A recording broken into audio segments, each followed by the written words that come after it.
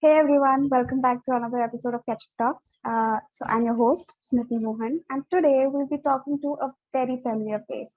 You've seen him as a presenter, as a TV host, as an actor, and also heard him as an RJ. And now he's all set to explore the world of YouTube with his new original series called You versus YouTube. And we are really excited to know what the whole show is about. So, without any delay, let's welcome Gaurav Kapur. So, how was this year for you? It's well, you know something. I'm not a very social person anyway, and a couple of years ago, I set up a little studio setup at home. I've got a recording setup at home. I've got a small gym area at home. Yeah, So I think I was a little pandemic prepared before this pandemic came. And so it's obviously, I mean, it's been hard for everybody. It's been hard for me to see what's happening around. I think for me, because I was fortunate enough to set up this little work situation from home. For me, work wise, it wasn't that hard. And, even the stuff that I'm producing, we're lucky enough that we're shooting in bio bubbles and we shoot with sport, etc. So, things have been difficult but not impossible, so I can't really complain on the work front. But on the personal front, yes, just watching all that's been happening around has been a little hard for me emotionally. yeah. So, congrats on your new YouTube original, You versus Thank you. YouTube. So, we are really excited to know what the whole show is about. We know it's a quiz show, but can you tell us what the show is about and how it is going to be different from the shows that we've seen so far? Oh yeah, so this is, I mean, I feel like it's a hybrid between a quiz show and a game show. So it's a quiz show to the point that you learn a lot from it. And it's a game show because it's so entertaining, right? So my favorite genre always is infotainment, right? If you can entertain people and give them some information, something that they can learn. And I'm not talking about like heavy life lessons, right? I'm talking about things you can use in daily life, bits of knowledge that you can use in daily life. Because today what happens is that I feel like we are absorbing more and learning less than we were 20 years ago, 10 years ago. So I think this kind of a show is very important because we dive into a lot of different subjects, but of course we present it in an entertaining way. And I think that's the USP of You versus YouTube. You will learn, you will earn, and you will do it while having fun. We can also earn from the show. Yes, absolutely. So, I mean, the people who are contestants on the show have a chance of earning up to 10 lakh rupees. Yeah. And of course, there is, people can get involved with when the show premieres. And when that's the beauty, when the show premieres on YouTube, it actually is the only platform really that allows the premiere to be so interactive. Yeah. So viewers can use the live chat feature of YouTube and actually interact with the show. We have viewer questions, and viewers can earn as well, and viewers can, we are also contributing to the COVID relief effort uh, with this show, so they can also be a part of that. So it's amazing. It involves everyone. It involves creators, contestants, viewers. There's nobody left out. So everybody is happy and like fully invested in the show. Yeah, that's the hope. Yeah. We want to make everyone happy. I hope everyone is happy. But in today's world, even if 8 out of 10 people are happy, I'm happy with that. So you've the whole show is virtual. So Yes. and you have like been on sets and experienced that life too. So how what are the pros and cons of doing an entire show virtually? Well, there's a few. Uh, Mhm. the biggest, obviously, the biggest disadvantage of it is the human interaction. For a game show, for a quiz show, for a show where there's so many people involved, 10 creators, 5 contestants. As a presenter, for me, obviously, it's an advantage if I can interact with people real. If I see them, I meet them, I observe them. There's something to be said about 3D interaction, right? About reading body cues, looks, etc., which I can't do when we're doing it virtually, obviously. So it's up, but that's just the time that we're in, right? We can't, because of just the scale of the show. It would have just involved too big a production because it's a very big show, Yeah. too many people. And if we were to wait to do it on a set, the show would have got even further postponed.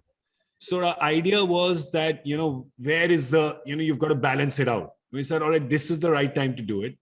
Let's just work with whatever what the universe has thrown at us and try to work within those kind of guardrails. So we came up with this kind of model. So for me, it was very interesting because shooting from home, in one season, we've shot from home. It's right here. We shot it here. We did the entire setup here, 5 cameras, lights, 3 computers. It was like a command center. My friends who came over and saw it, they thought I was like launching a spaceship from here. That's what it looks like. So the first season, and it actually worked out really well because I'd injured my foot during the first season. Now, if we were on set, I would not have been able to do the show because I couldn't walk. But because we were doing it from home and I could sit and do it, we could actually do the entire season without a problem. So my leg was up on a chair and my staff would completely comfortable in your so my team would, every time we'd finish, one episode and I had to go change into my makeup, my team would kind of be like, mere budape ke sahare. And they would kind of hobble me to the next room and I would, they would do my makeup there. So that worked out advantages. So there's advantages and disadvantages. I feel the biggest disadvantage definitely is that that interaction that comes, the warmth that comes, the familiarity that comes of meeting people face to face. For me, I think that's important. But I think now all of us have done so many Zoom calls that we've learned to do that virtually as well. You also started realizing other jobs as well. I mean, tried a hand at adjusting cameras or lighting and everything, taking care of that. So I've actually been, so it's a very interesting question because till about a year and a half ago, I was a complete tech idiot. Whether it's ring lights, mics, laptops. So you won't believe the setup that I have right now here. I've got one tablet here on my left, a laptop here, a laptop here. I've got 2 mics, 3 headphones, extension cords. I've got a mini electronic shop in my house now. So now what is happening is that I have reached a point where I am actually advising other people. So Ajay Jadeja and his wife called me the other day and said, listen, we need to change the camera and the mic because we are not in Goa anymore. We're in Delhi. So which one should we get? And asking me, like my teammates find it hilarious. Now. They find it hilarious. Yeah. You don't know anything. You don't know how to use, I would have a phone, the new phone that would come in for 3 months. I would not change it because it seems so troublesome. So and everything again. Yeah. And now I'm giving advice to people. So yeah, I think over the fact of doing my podcast, doing the IPL, doing you versus YouTube, I think I just kind of, I just had to learn. Necessity is the mother of invention. So, you have various creators and YouTubers as part of your show, and this creator community is something that is growing in India, and it saw a rise, especially in the last year. Yes. So, what do you? That creators were kind of in different orbits. So because what happens ultimately, big tech and big money has to get behind to sort any effort and to make any effort pointed, right? So I think big tech and big money started getting behind the fact that, all right, we have millions of creators now. Let's try to figure how to aggregate them. Mm-hmm. So when that happens, it becomes an economy. So now creators, from being kind of individuals and working in little silos and pockets, now became part of a much larger community and a much larger business. I just think what creators have to do, I feel that sometimes you can try this is not the 1990s, right? You don't try to go for everyone.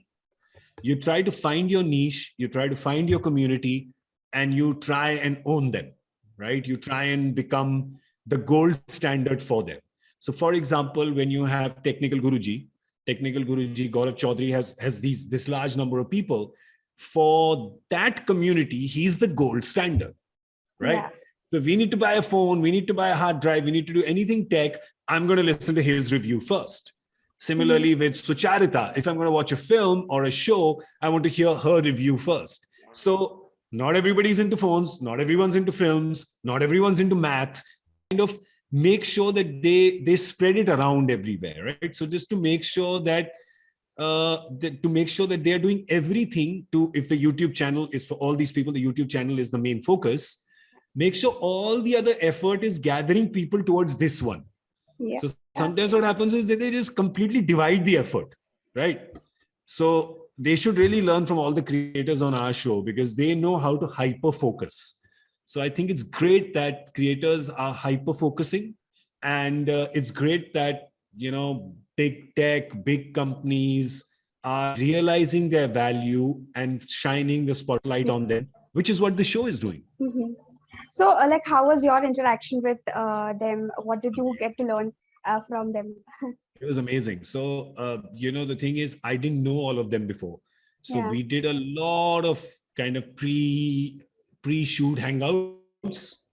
So, that is something that you would not do if it was real, right? You would just show up on set or maybe one rehearsal day before and just meet everybody, have lunch one day.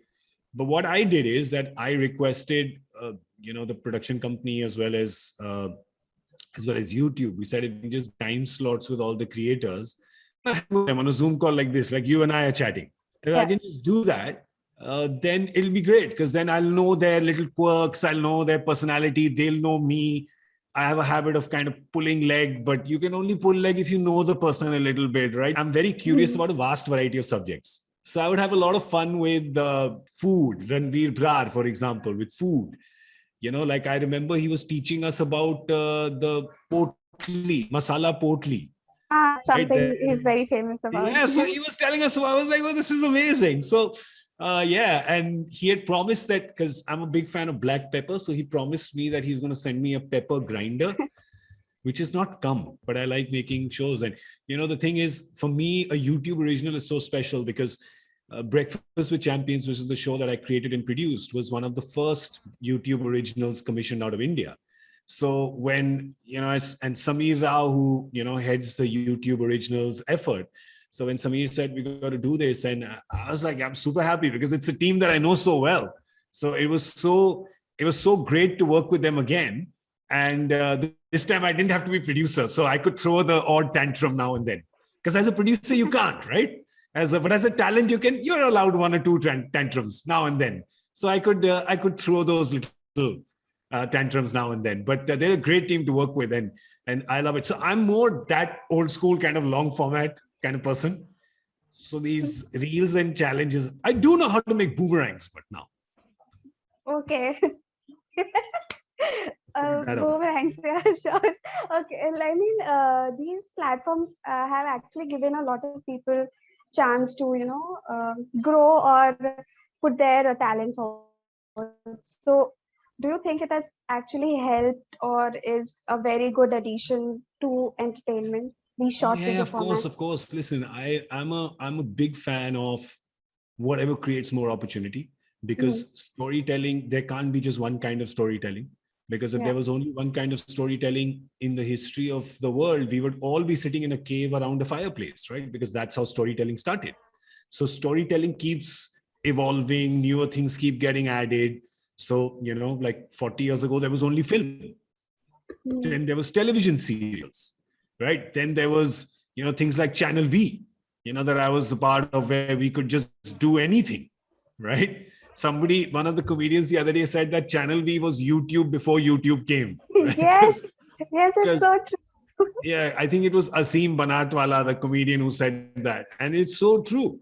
And then YouTube came, and then it got everyone's fancy because YouTube revolutionized storytelling. Because it allows you to tell a 6-hour story. It allows you to tell a, 60-second story. You can tell whatever. Whenever I'm talking to my producing team and we're saying we're making something for YouTube, they always, new people, new creators, new producers will always ask me saying, what is the ideal length? Like, there is no ideal length. Nothing a 3-minute video can seem really long and a 30-minute show can seem really short. Yeah. So you have to make your content dense. So make it dense. Whether you're making 10 seconds or 10 hours, make sure that it's dense, it's super packed. Just keep giving people gold. And that's the beauty of YouTube. I think that's what, for me, that's the best thing it has done for storytelling. It has allowed a story to be in its natural form and natural length and not be governed by, oh, the film should be 2 hours or the TV show should be 22 minutes or 45 minutes. It can be anything. Yeah. And the audiences have accepted that. And YouTube made audiences accept that. So it's a beautiful ecosystem. Yeah. So lastly, I would like to ask you, what can the audiences expect from the show, or what are you excited for them to watch? Oh, I'm excited for them to watch the interaction. I think all the banter. These are all their favorite creators, obviously, who are there. But all of them, they're seeing all of them in a slightly different avatar. They're seeing them, with each other. You're seeing them have some fun. You're seeing them, of course, as usual, give amazing information and knowledge. But also, this little side of them, perhaps that was not explored before. So that's what you see from them. From the contestants, I was so pleasantly surprised because some of them were just, I would sometimes in the middle of the episode, I would actually have to turn to the director and say, you sure that the question paper wasn't leaked? Are you sure? And they'd be like, yeah, we have proper auditors here. There is no leaking. As I'm joking, relax, I'm kidding. But some of them were just so knowledgeable. It was great to see, because I think that these days millennials get a very bad reputation for saying, "Arey, inko to sirf headline hi aata hai, inko kuch story to pata hi nahi hai inko." But people will get pleasantly surprised that some young people just had a real sort of depth and width of knowledge. So yeah, and you'll hear some very poor jokes and impressions from me as well, which is the same as I am everywhere. So Yeah, yeah. we are all up for it. Most of them are going to watch it for that. I hope so. I hope I keep fighting to keep those in the edit, but yeah, we're trying. We're just a few days away, but I'm still trying to get a few of my bad jokes into the edit. I'm like, come on, guys, come on, one more. Amazing. So thank you so much, Gaurav, for My spending this pleasure, time. Smriti. My pleasure. Thank you so much. All the best for the show, and we can't wait for more seasons to come up. Thank you. I hope you like it. Yeah, sure. All right. Take care. Bye. Bye bye. Bye.